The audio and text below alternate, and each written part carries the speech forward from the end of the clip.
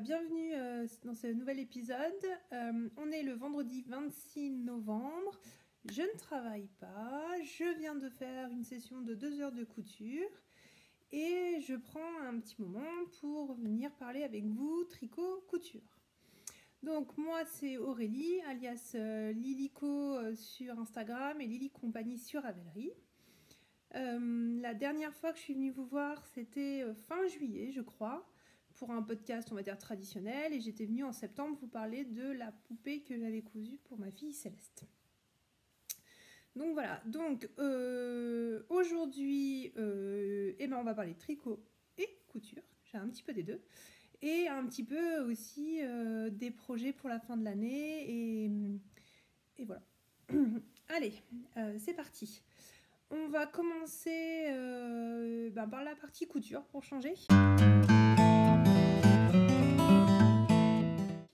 Donc on va commencer par ce que je porte. Donc c'est un sweat un peu oversize dans le tissu, le joli tissu de Liz Taylor de sa dernière collection, son jersey, et le bord-côte vient aussi de chez elle. Alors, je m'excuse pour la lumière, je fais comme je peux, j'ai envie de dire. Cette fois, je suis dans l'atelier parce que c'est plus simple, j'ai tout qui est à portée de main. Il fait sombre, ce matin, il a neigé. Voilà, donc je mettrai des photos pour que vous puissiez mieux vous rendre compte de la couleur. Donc c'est un jersey plutôt fin, voilà, qui est plutôt terracotta brique, on va dire. Et avec le bord-côte, forcément, qui va avec. Donc, quand je l'ai acheté, j'en ai pris 1,20 m, je savais pas trop ce que j'allais faire avec. Et peu de temps après, je suis tombée sur le dernier Burda Couture Facile. Donc, j'achète plus de magazines de couture, ni les Burda, ni la Maison Victor, ni rien, parce qu'à chaque fois, voilà, je me rends compte que je coupe pas forcément ce qu'il y a dedans, et j'ai ce qu'il faut à la maison pour faire des adaptations. Mais le sweat qui est en couverture m'a un peu tapé dans l'œil. Et voilà, on voit un peu le dessin technique. Donc voilà comment il est. Il a trois longueurs et une capuche. Moi, ce que j'aimais dans ce modèle et que je n'ai pas dans les modèles que je fais d'habitude, c'est-à-dire le Sweet Icon d'Atelier Scamit ou le Sweet Octobre du livre Je couds ma garde-robe pour l'année, je crois. C'est que il est vraiment un peu oversize et loose. Donc si je me recule, je sais pas si vous allez voir grand chose. Je tente. Si, c'est pas mal. Voilà, il est plutôt ample et il est plutôt comme je l'avais en tête. La seule chose, c'est que le patron de Burda a une capuche que je ne voulais pas faire, et de toute façon j'avais pas assez de tissu pour le faire. Donc là j'avais pris 1,20 m à Lise, et voilà. Donc juste pour la petite info, enfin la petite histoire, j'ai acheté ce tissu avec mon amie Sandrine Make Me Feel lors de notre virée à Lyon pour le Knit It début octobre. On en a profité après avoir fait le plein de laine. On a été faire le plein, enfin pour ma part, j'ai été acheter du tissu chez Lise et on a eu l'occasion de découvrir son atelier et de discuter avec elle un petit moment. Voilà, donc au niveau du patron, Burda facile, hein, donc c'est facile. Au niveau de la taille, de mémoire, Burda taille grand, enfin du moins cela, elle est easy. Donc je l'ai coupé en taille, oui, je suis en train de vérifier, en taille, vous allez rien voir, taille 40. J'ai pas modifié, j'ai pas rallongé, j'ai rien fait. Le bord-côte, je l'ai fait à l'identique. Et là, en fait, pour le col, j'ai mesuré combien il m'aurait fallu de tissu. En fait, j'ai mesuré, une fois que j'avais tout assemblé, j'ai mesuré là, savoir combien il me fallait de tissu. Et j'ai multiplié par 0,8 pour pouvoir enlever suffisamment pour que ça resserre un petit peu, voilà, à ce niveau-là. Alors, de mémoire, il me semble que j'avais coupé trop haut, comme ça, là. Et donc, du coup, ça faisait un peu trop col montant. Enfin, c'était vraiment pas joli, donc j'ai diminué. Et il me semble que je me suis noté qu'il fallait que mes bandes, je les coupe de 5 cm à chaque fois pour avoir vraiment cette... Enfin, c'était cette... voilà, l'équivalent d'un doigt. C'était cette longueur-là qu'il fallait pour que ce soit joli sur tous mes sweats. Et vous voyez, là, ça Ça serait un peu plus joli si c'était plaqué, ça remonte un peu. Mais bon, après avec les cheveux, on ne rapporte pas, c'est pas gênant. Voilà, donc vraiment la couture facile, rapide, et qui fait son petit effet, et qui correspond à ce que je voulais. Donc voilà, je suis ravie du résultat. Et il me reste un tout petit peu de jersey, donc je vais voir si je peux pas me faire une culotte ou faire quelque chose à céleste avec. Voilà pour cette première couture. Il n'y a pas grand chose à dire dessus. Je regarde juste mes notes. Ah oui, non. J'ai oublié un truc, je vais le chercher après. Ensuite, je me suis refait une jupe goji. Donc ce patron, je l'ai découvert l'année dernière. Et ben pareil, en allant chez Lise dans son ancienne boutique, quand on a été la voir, elle l'a portée. Et je trouvais qu'elle était vraiment... voilà, le patron, au moment de la sortie, m'avait pas séduit, mais là, il m'a vraiment séduit. Donc je l'ai acheté. Et j'en suis à ma troisième vraie version et ma cinquième pour la partie ceinture. Parce que c'est vraiment la ceinture que j'aime dans ce modèle. Donc là, vous n'allez vraiment pas avoir du tout la bonne couleur. C'est un vert... Ouais, alors si, on peut voir la couleur au niveau des fils. Hein. C'est un vert sapin. Je vous mettrai une photo, ce sera plus simple. C'est un vert sapin, tissu acheté chez Mondial Tissu, et je l'ai doublé avec ce tissu vert pour l'intérieur des poches, rock'n'roll, que j'avais acheté il y a très longtemps au CSF à Paris. Donc voilà. Donc cette jupe, elle est assez originale de par ses découpes et tout son jeu de sur piqûre, là. Voilà, et je reviens, je vais essayer de voir si je peux pas faire mieux avec la lumière. Ok, bon, je viens de regarder, c'est pas trop mal, je pense qu'avec les photos, vous arriverez à voir les bonnes couleurs. Donc, je reprends, donc cette jupe, elle est constituée de 3 panneaux devant, 3 panneaux derrière, donc on a le panneau central.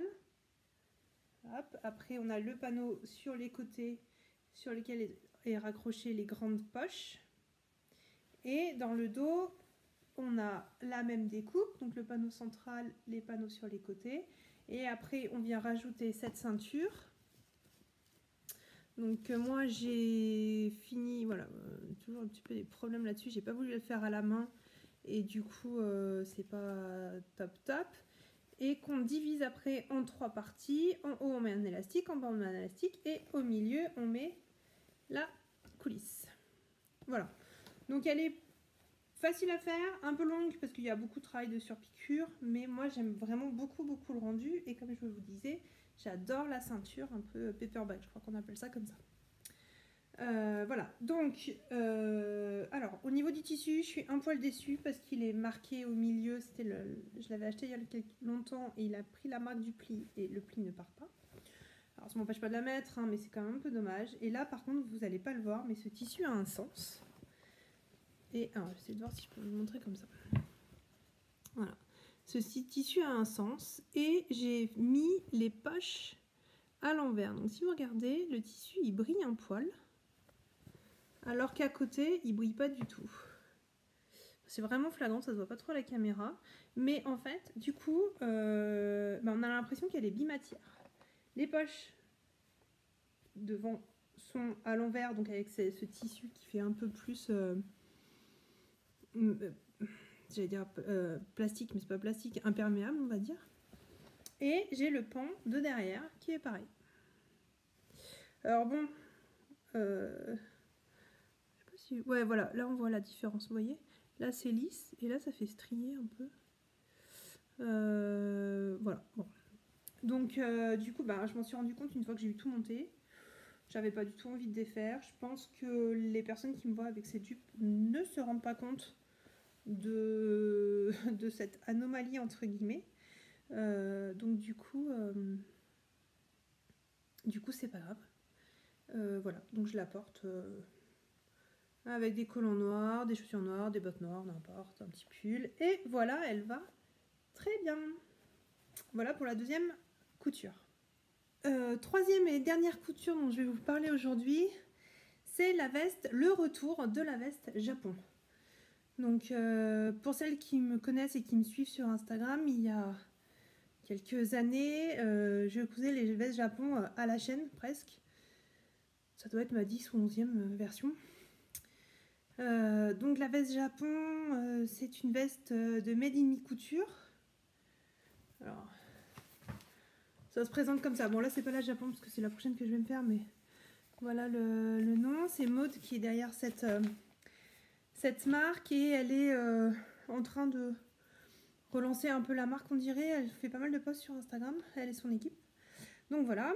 Et du coup c'est une veste qui est très simple à faire et qui fait bien son petit effet. Donc j'avais acheté en début d'année alors Léna, j'en sais rien, j'ai pas regardé la composition, je sais pas. Donc c'est un beau bleu pétrole, plus voilà comme ça. Moumoute, autant vous dire à travailler hyper sympa, ça en met pas partout. Enfin voilà, je vous laisse imaginer. Et dans l'idée de me faire un gilet sans manches à capuche, un peu long. J'avais vu ça dans une petite boutique à Valmont-Pont-d'Arc lors de mes vacances l'été dernier et j'avais dit je vais le faire la même. Et au final, j'ai pas retrouvé de patron pour le faire. Enfin, j'avais pas envie d'acheter de patron. Je voulais pas trop mixer un patron avec un autre, la capuche, faire des ajustements et tout. Donc, je suis un peu laissé tomber. Et puis, je me suis dit, bah tiens, pourquoi pas refaire une petite veste toute simple. Donc, vous allez le voir sur les photos, mais c'est une veste, voilà. Hop. Vraiment, toute simple. Tac. Donc elle est composée d'un dos, de devant, les pare-montures, les manches. Voilà, normalement il y a des petites, il y a des fausses poches. Là, des rabats à coudre pour faire style fausse poche, mais je les ai jamais fait sur aucune de mes versions. Et voilà. Donc je sais que déjà ma morphologie a changé depuis que j'ai acheté le patron. Donc Made in Mi Couture, quand elle s'est lancée, elle faisait des patrons à sa taille thermocollants. Donc c'était, excusez-moi, hop là, voilà. Donc c'était pratique, on posait juste les papiers sur son tissu, un coup de fer à repasser, ça collait, on coupait autour, voilà, donc il n'y avait pas l'étape d'épingler qui peut être un peu compliquée, nanana. L'inconvénient c'est qu'on a son patron qui a une seule taille en fait. Donc moi je dois l'avoir en taille 40 et on va dire que grossesse, la vie, l'âge, je me suis un peu élargie. Donc ce que j'ai fait, c'est que je n'ai pas thermocollé le patron quand j'ai coupé sur ce tissu. Je l'ai épinglé et j'ai rajouté 2 cm ici. Et je crois, mais ça c'était un défaut depuis le début, j'ai dû rajouter 5 cm au niveau des manches pour les faire plus longues et pour faire un revers assez sympa. Voilà, donc pour assembler, rien de bien compliqué. L'avantage de ce tissu, c'est qu'il n'y a pas besoin de surfiler ni rien. On assemble et c'est tout. Alors on frotte bien pour faire partir les petites peluches, puis au bout d'un moment il n'y en a plus. Voilà. Ensuite, on assemble la pare-monture.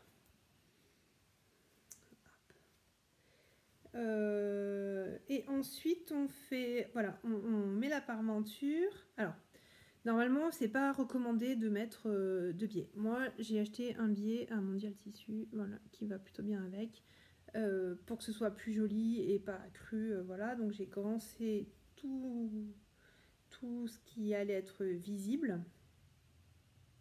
Et voilà. Et après, j'ai pu faire mon ourlet. Donc ce qu'on fait, c'est qu'on plaque bien la pare-monture et on vient replier le vêtement pour prendre en sandwich et coudre.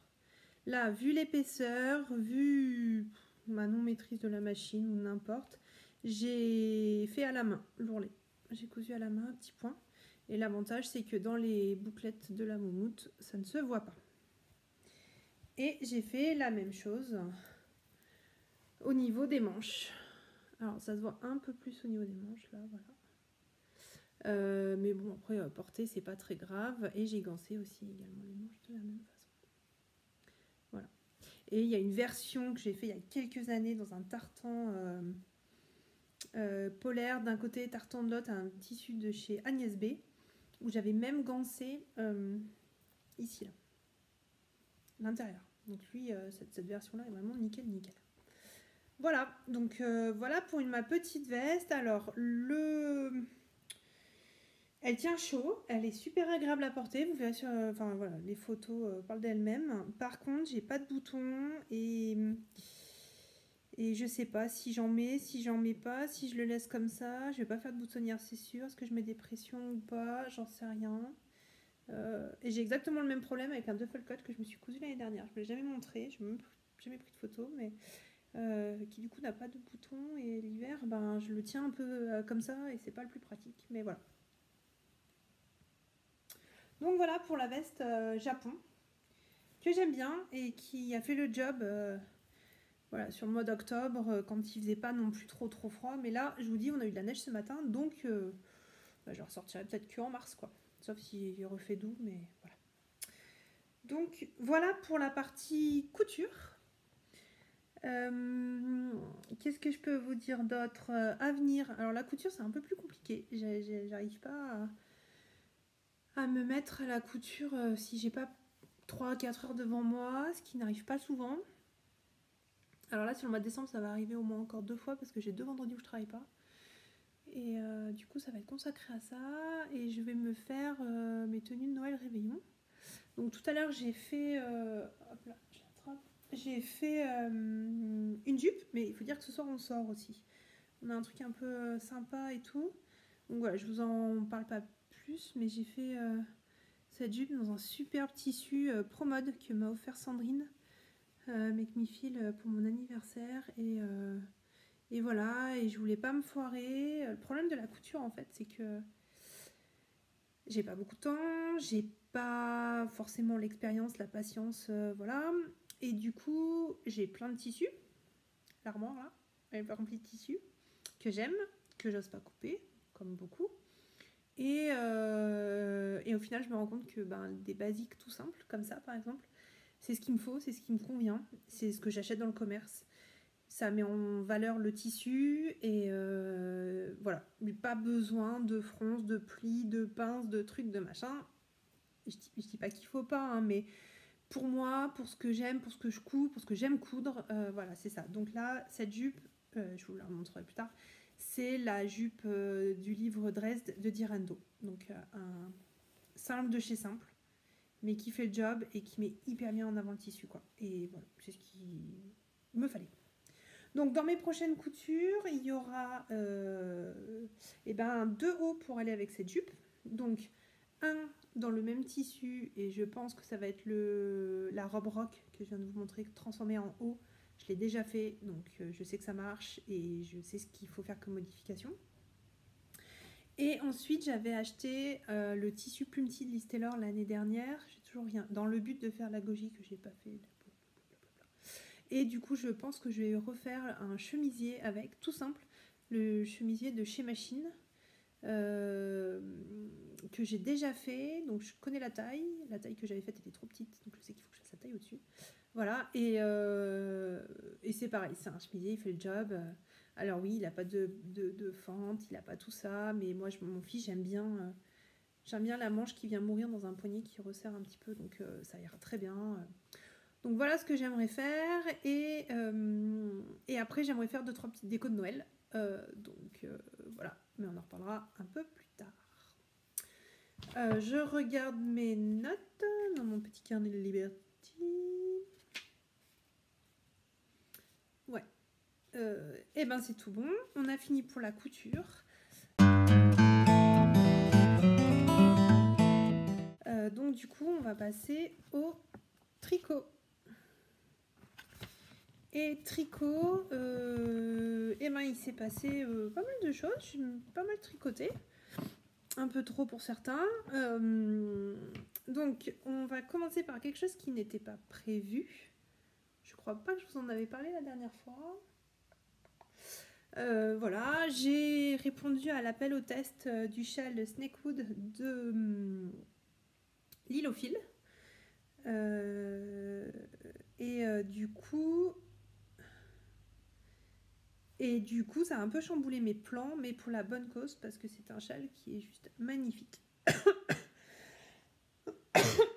Pardon. Donc c'est un châle qui se tricote en diquet, donc plutôt grosse laine, qui est texturé et qui a l'avantage, je trouve, d'être porté recto verso. C'est un peu ce qui me chagrine dans les châles texturés ou à jacquard, c'est qu'il y a forcément le revers. En général, c'est pas très joli, il faut faire attention à comment on le met. Celui-ci, il a été construit de telle façon que voilà, il n'y a pas réellement de vrai recto et de vrai verso. Donc, voilà comment il est. Donc, il est grand, très grand. C'est le châle qui m'a accompagné cet été pendant mes vacances. Donc, en plus, là, il est chargé de beaux souvenirs. Donc, on commence par là en faisant si je me souviens bien, vous savez, on monte 3 mailles, on tricote 3, et puis après, ça nous permet d'avoir 9 mailles bien mis comme il faut. On a ce premier point. Donc là, je vous montre l'endroit au niveau des explications. Et en fait, on pourrait penser que c'est l'envers à cause de ces petits points-là, parce qu'effectivement, c'est du jersey envers qu'on a tricoté. Mais si on veut regarder les points joliment tels que Bérangère les a écrits, il faut le regarder comme ça. Mais si on le met comme ça, on a l'impression aussi qu'il est à l'endroit parce que les bandes sont en jersey endroit. Pas du tout. Ouais, alors jersey endroit et une bande de points mousse au milieu. Bon, voilà. Et le fait que l'autre point soit inversé, c'est pas choquant non plus, quoi. Voilà. Bon, je vais repartir dans le bon sens. Donc on fait cette première partie qui est du point de blé, je crois, ou de riz. Ensuite on fait ces côtes qui ont un semblant de côte brioche, et moi la brioche, je n'aime pas. Enfin, j'aime pas la tricoter. J'y arrive pas, ça me... Enfin voilà. S'il y a... Voilà, il y a plein de projets, dès que j'entends brioche, je laisse tomber, ça ne me convient pas.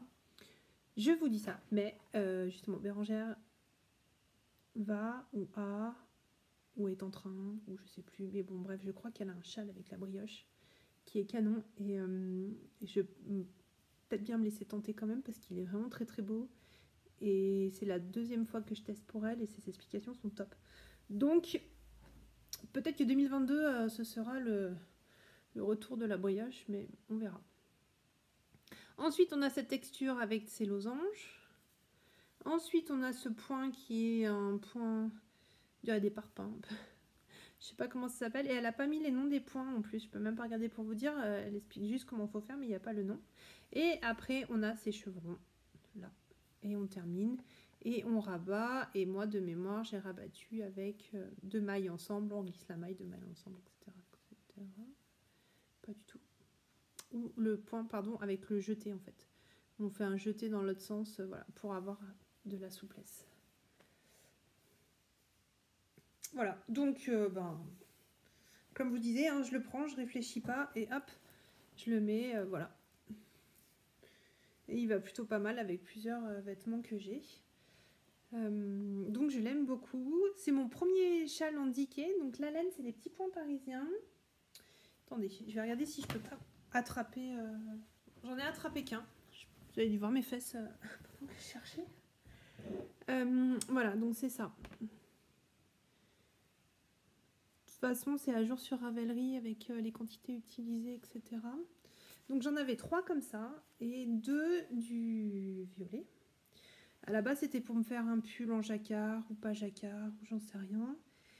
Et quand Bérangère a lancé son appel, je me suis dit, allez hop, je vais le faire. Donc il me reste un comme ça et un peu plus. Donc je crois que j'ai utilisé pas tout à fait 2 écheveaux. Et celui-là, j'ai rien utilisé, j'en avais 2, donc il m'en reste un et demi, quoi. Même plus, quasiment 2 en fait. Voilà. Donc l'idée, ça serait de faire soit des mitaines, soit un bonnet avec, ou les revendre, ou voilà, j'en sais rien. Ça retourne là-bas dans le stock. Donc voilà pour ce premier projet. et je vais le garder parce que j'ai un peu froid.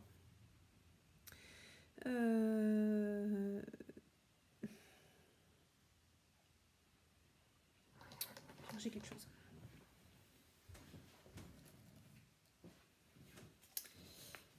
Alors là, on va parler sur un truc aussi qui m'est tombé dessus comme ça, c'était pas prévu.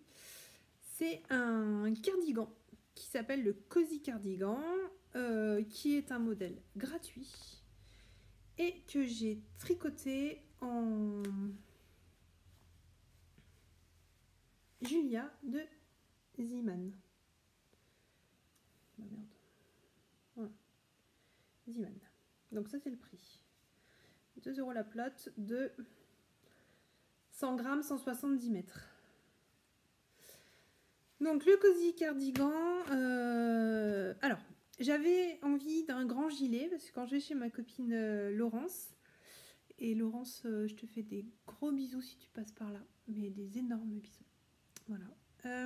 Quand je vais chez ma copine Laurence, je lui pique toujours des grands gilets parce qu'elle en a, et au bout d'un moment je me suis dit tu peux peut-être te le faire.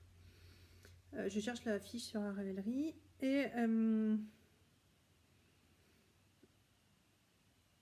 donc j'avais cette idée en tête de me faire un grand gilet, mais qui dit grand gilet dit grosse quantité de laine, etc. etc.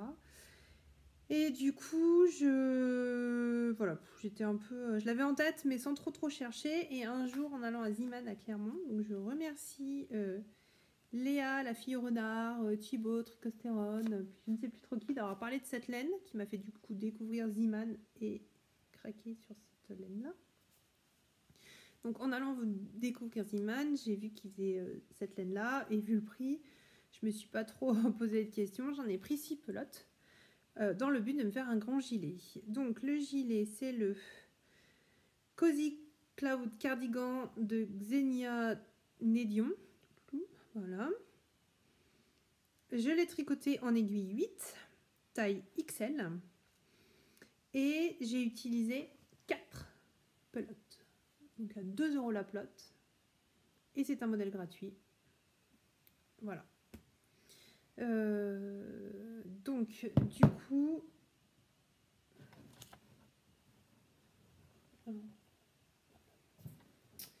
Voilà la bête.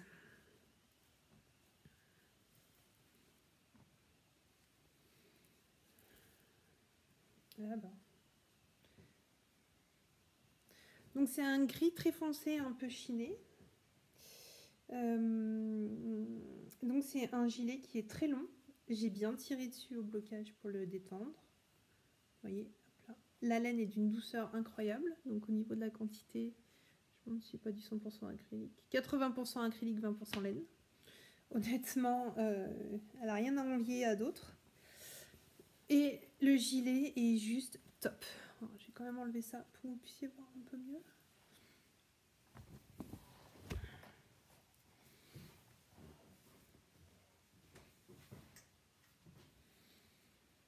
Voilà le gilet.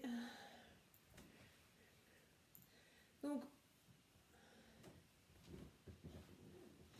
tout se fait en un seul morceau. La bordure aussi. Donc, le seul inconvénient de la bordure, c'est qu'elle roulotte. J'ai beau l'avoir bloquée, elle roulotte. Mais après, c'est pas très grave. Donc, là, au niveau de la patte de boutonnage qui n'a pas de bouton en fait, mais c'est un jeu de mailles tricotées, glissées, qu'on retricote le rang suivant là pour faire un peu. Je crois que c'est le gilet rendez-vous d'Emilie Louise qui est comme ça. Alors, vous voyez avec des bouloches hein, ou des poussières, mais il n'y en a pas en fait. Voilà, donc c'est un gilet accessible aux débutants, simple. Je l'ai tricoté il y a un petit moment, je crois pas avoir fait de modification. Les manches sont longues, bah forcément c'est un gilet doudou pour s'en mitoufler et il est juste canon. Je vais vous mettre des photos. Portées. On en a fait le week-end dernier. On est parti à la montagne, à la Toussuire et du coup j'en ai profité pour faire des photos jolies dans la forêt, enfin dans la montagne. Voilà. Donc ça c'est déjà 2 tricots qui n'étaient pas prévus. Hein. Et en fait je me rends compte que ma vie de tricoteuse est pleine d'imprévus. On est happé, attiré, appelé par des choses. C'est pas pourquoi. Donc voilà pour les grosses pièces, on va dire. Ensuite, je crois vous avoir montré la dernière fois ces chaussettes, qui sont des chaussettes tricotées avec la laine de chez Lidl. Donc je sais qu'il y en a plusieurs d'entre vous qui l'ont eu et qui n'aimaient pas le rendu ni rien. Je crois aussi que Fanny, du compte de la chaîne Fanny Boob ou les... Non, j'ai perdu son compte, Fanny. Fanny qui fait ses babillages super intéressants. Bon, elle va se reconnaître. La tricoter aussi. Voilà, donc moi je l'avais tricoté toute simple, avec les côtes plus longues pour pouvoir les retourner. Et en fait, avec les deux pelotes, on a largement de quoi faire 2 paires de chaussettes, voire plus. Et j'en ai fait une deuxième avec la même recette. Alors, je me suis rendu compte que sur Ravelry, je disais que c'était le patron des chaussettes Graou, là, vous savez, avec la pelote qui crée les taches en automatique. Mais en fait, pas du tout, parce que les chaussettes Graou commencent de la cheville vers la pointe, et moi, je fais de la pointe vers la cheville. Par contre, ce que je pique à ce patron, c'est le nombre de mailles avant le talon en après-coup et la construction du talon après-coup. Voilà, donc en fait on peut dire que ce sont les chaussettes à ma sauce. Donc je commence par la pointe, je monte 16 mailles en... 16 ou 12 16 mailles. 16 mailles en montage à la turque. Je tricote, je fais mes augmentations un rang sur 2, et pour faire mes augmentations pour qu'elles soient ce que moi je trouve joli, je tricote 2 mailles dans la même maille en fait, une avec par devant et une par derrière, voilà. Et ensuite j'ai fait des cottes 5-5 avec la laine en alternant la laine principale de cette chaussette là, et voilà. Et donc, je tricote. Je sais que je dois faire 60 rangs avant de faire ma démarcation pour mon talon. Et après, ben, j'ai fait comme je voulais. Je crois que j'avais compté pour faire comme celle-ci avant les cotes. Celle-là, j'ai pas fait des grandes cotes, j'ai fait des cotes toutes simples. Et après, j'ai fait 10 rangs de cotes. Voilà, tout simple. Et ensuite, le talon après coup, et ben, je relève mes mailles et je fais la même, les diminutions, pareil. Tous les 2 rangs et un crafting à la fin, qui d'ailleurs n'est pas terrible sur celle-là. Voilà, donc moi je les aime bien ces chaussettes. Donc j'ai bien la deuxième, hein. Elle est là. Donc je ne bloque pas mes chaussettes, même les chaussettes en dentelle. Voilà, je vois pas trop l'intérêt de les bloquer. Je ne suis pas une adepte non plus de l'échantillon. Je trouve que l'échantillon évolue tellement en fonction du vêtement qu'on tricote et du poids de la laine aussi. Forcément, ça joue. Donc voilà, je suis peut-être une tricoteuse casse-cou, mais je fais comme ça. Et là, je voulais vous montrer. Vous voyez, on voit un tout petit peu la ligne de démarcation, mais mes codes sont vraiment alignés. Donc j'ai toujours entendu dire qu'il fallait faire attention parce que ça faisait un décalage en fait. Et ben voilà, avec ces chaussettes là, c'est les premières fois que je fais des rayures comme ça. Il n'y a pas de décalage et c'est... Ben, je suis plutôt contente. Donc voilà pour ce qui est du tricot vêtements accessoires portables, on va dire. Et là, hop, je jette par terre. Et là, je vais vous parler... j'ai encore perdu. Ah non. Je vais vous parler de 2 petits objets. Donc, il y a cette jolie citrouille. Ouais, voilà. jolie petite citrouille que j'ai tricotée pendant les vacances. Donc pendant les vacances, on est parti en Vendée dans un camping, on a loué un mobil-home, etc. Et le camping était juste extraordinaire. Et il y avait plein d'animations autour d'Halloween et tout, notamment le concours du bungalow, du plus beau bungalow. Donc je vous mettrai une petite vidéo à la fin, même si c'est plus la saison, mais pour vous montrer un peu comment on avait décoré notre bungalow. Et en urgence, j'ai tricoté cette citrouille. Alors là, voilà. J'ai tricoté cette citrouille. Donc pour le faire, j'ai pris... j'avais dans mes tricots en cours tout ce qu'il fallait. Hein. Donc là, pour faire le principal, j'ai pris 3 filles de fil light. Donc 2 foncés et 1 clair pour donner cet aspect-là. Donc je me souviens plus du nom du patron, mais je vous le mettrai en barre en bas. Du coup, normalement il est en jersey, mais moi je trouvais ça plus joli, jersey endroit, et moi je trouvais ça plus joli en jersey en vert. Voilà. Et là, pour faire ça, c'est de la bidouille. Hein. Là, c'est une chaînette que j'ai fait à la main, et là j'ai fait aussi un peu comme j'ai pu en rebrodant. C'est avec les bouts de fil qui dépassaient de mon pull de Noël. J'étais en train de tricoter mon pull de Noël. Qui est en jacquard, et du coup il y avait des endroits, il y avait des fils, et j'ai coupé pour essayer de faire ça, parce que j'allais pas acheter de la laine là-bas, voilà. Et je suis hyper contente du résultat, ça fait son effet, c'est vraiment mignon. Alors pareil, hein, pour rembourrer, j'avais pas de bourre forcément, donc j'ai mis du riz dedans. De temps en temps il y a des bouts de riz, des petits morceaux de riz qui, voilà, là, hop, qui part. Donc c'est pas le top, mais ça fait le job, ça a fait le job, et du coup, ça va ici, là, dans mon atelier, parce que là, c'est la galerie des horreurs, entre guillemets. Voilà. Tac. Voilà. Donc ça, c'est le premier petit objet rigolo. Et le deuxième, vous l'avez vu passer chez beaucoup de personnes, notamment Emma de Tricolibri, qui a une version magnifique. C'est le gnome de Shira, je ne sais plus comment, Sarah Shira, je crois.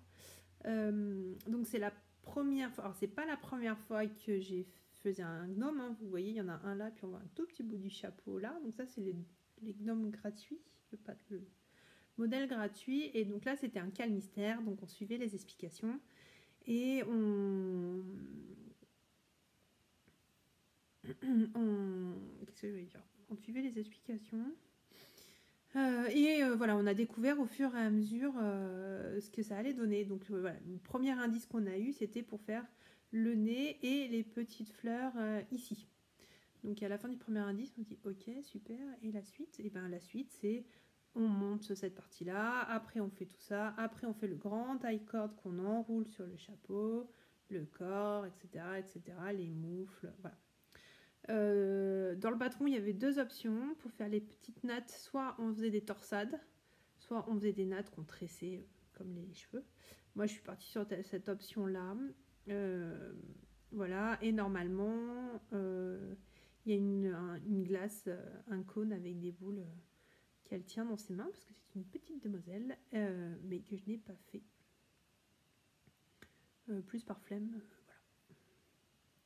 Donc les détails sont quand même sympas. Hein. Enfin là, je veux dire, la moufle, vous voyez la taille du pouce par rapport à mon doigt.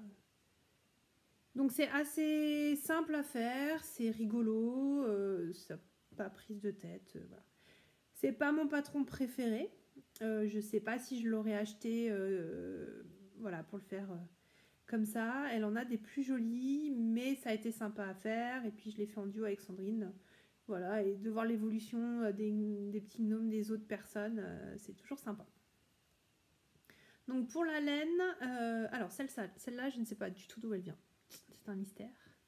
Et celle-ci, c'est un reste de Hedgehog Fibers qui est dans mon Sophie d'Andrea Mori.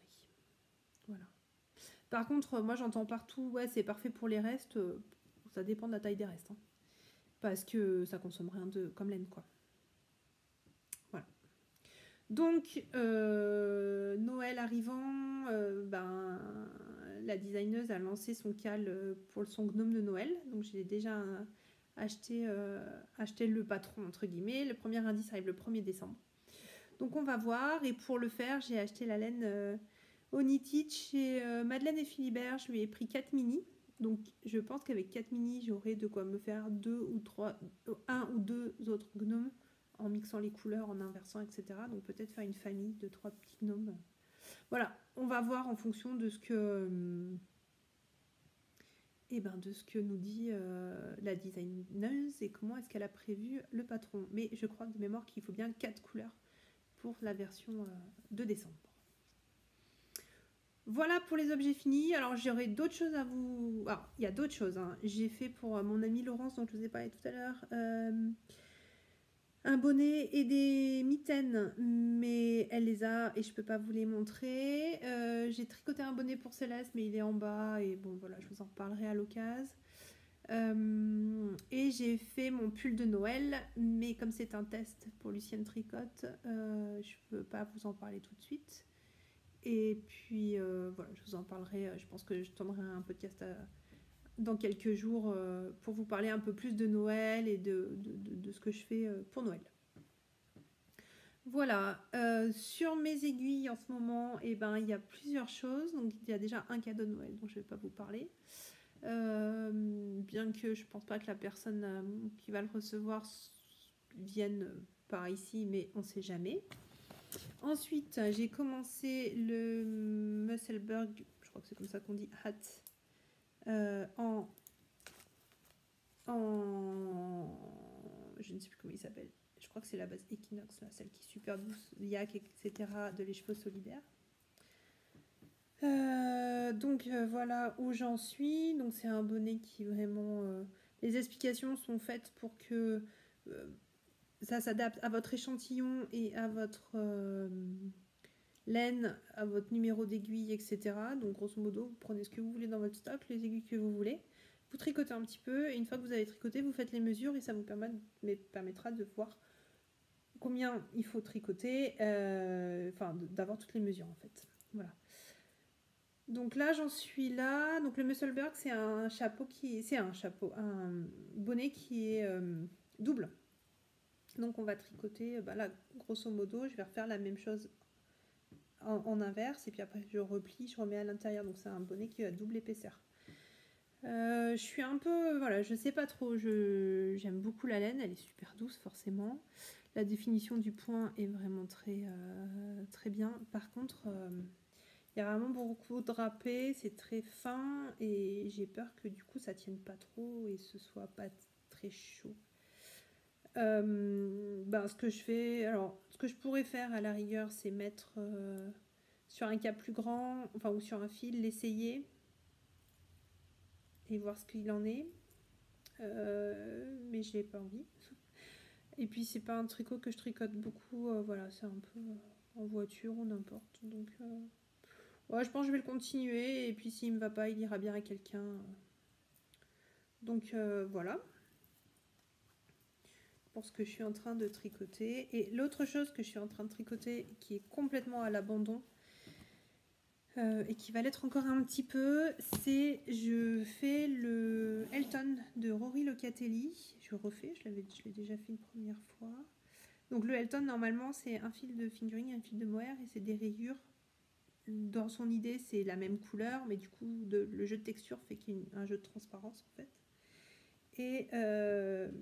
Et donc moi, j'ai décidé de le faire avec dans les tons de vert. Donc j'avais, au début, je voulais refaire un So Faded. Enfin bon, bref, j'y arrivais pas et j'ai réussi à me mettre d'accord avec moi-même pour faire le Elton. Voilà, dans cette couleur-là. Mais je trouve que ce n'est pas très hivernal. C'est plutôt pour le début du printemps, je trouve. Donc pas d'urgence pour le finir. Voilà. Donc il y a de la... Je vous redirai les laines, mais il y a de la bien-aimée, il y a de la Malabrigo. Puis je sais plus après. Voilà, donc j'en suis là. Et du coup, c'est en stand-by pour l'instant. Il n'y a même plus les aiguilles parce que je les ai pris pour un autre projet. Donc voilà. Après, je pense pas le reprendre tout de suite. J'ai postulé, vous savez, très professionnel. Il y a eu un appel hôtesse, j'ai dit que j'étais ok, mais voilà, j'attends de savoir si je suis prise ou pas. Donc si je suis prise, ça deviendra ma priorité. Après, je dois faire pour une petite fille un doudou au crochet et elle l'attend depuis longtemps, donc j'aimerais lui faire avant la fin de l'année. Et puis, j'ai le livre Harry Potter, là, je vous en avais parlé, et j'ai acheté la laine pour faire l'écharpe et les mitaines, enfin les moufles. Donc du coup, c'est pareil, ça va être ça sur décembre. Céleste aussi veut des mitaines, voilà, donc ça va être en fonction, petit projet, petit truc, petit machin. Voilà pour là. Je regarde d'autres ce que j'avais écrit. Non, bah écoutez, je pense que c'est tout. Si on fait un peu de blabla, en octobre, j'ai suivi les Vlogtober de Rosé Baldelaine, de Stéphanie La Fanette au petit pois que j'ai découvert et j'aime beaucoup son univers. J'aime beaucoup. Et de Léa La puce à l'aiguille. Et je trouvais que c'était sympa de faire ses vlogs et tout. Il y a les vlogmas qui vont commencer. Est-ce que je fais, est-ce que je fais pas? Je pense que je consacre pas assez de temps de qualité en fait pour filmer et vous montrer.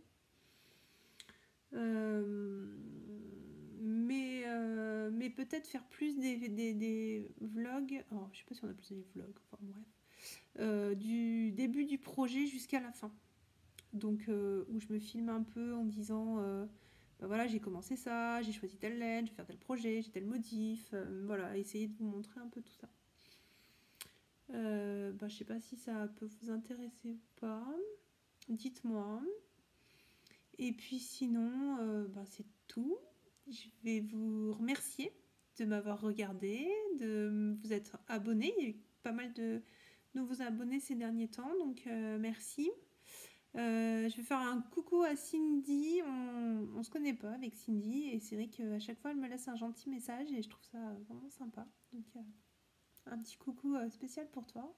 Je pense que la semaine prochaine je travaille pas vendredi, donc je ferai une petite vidéo sur les 3 petits trucs que j'ai fait pour Noël. Et puis en attendant, je vous embrasse très fort. Je vous souhaite un bon tricot, une bonne couture, bonne cuisine pour celles qui cuisinent. Je vous rassure, vous en verrez pas ici. J'aime pas cuisiner, à part les gâteaux yaourt. Donc voilà, mais j'aime manger par contre. Voilà, et écoutez, je vous embrasse bien fort et je vous dis à bientôt. Ciao!